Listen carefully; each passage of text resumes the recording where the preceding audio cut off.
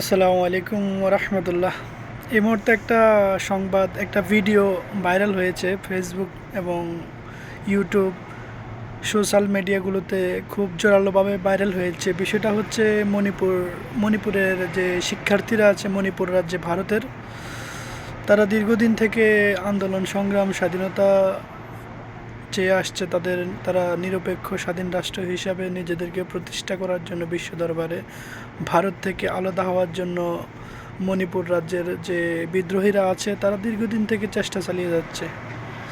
এরই চেষ্টার ফসল হিসাবে আজকে মণিপুর রাজ্যের শিক্ষার্থীরা তারা ভারতের পতাকা নামিয়ে মণিপুরের নিজস্ব পতাকা তারা তৈরি করেছে, পতাকা তারা উড্ডয়ন করতেছে। এটা আসলে ভারতের জন্য দুঃখজনক। বিশেষ করে ভারত এটা ব্যর্থ হয়েছে তারা তাদের ঐক্য ধরে রাখতে। বিশেষ করে তাদের অর্থনৈতিকভাবে তারা বৈষম্য শিকার দীর্ঘদিন থেকে।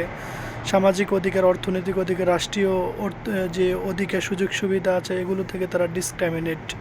বর্তমানে সেটারই প্রতিফলন ঘটছে। এটা হচ্ছে আজকের মতো আমার পক্ষে থেকে এখন থেকে সংবাদ। আসসালামু আলাইকুম।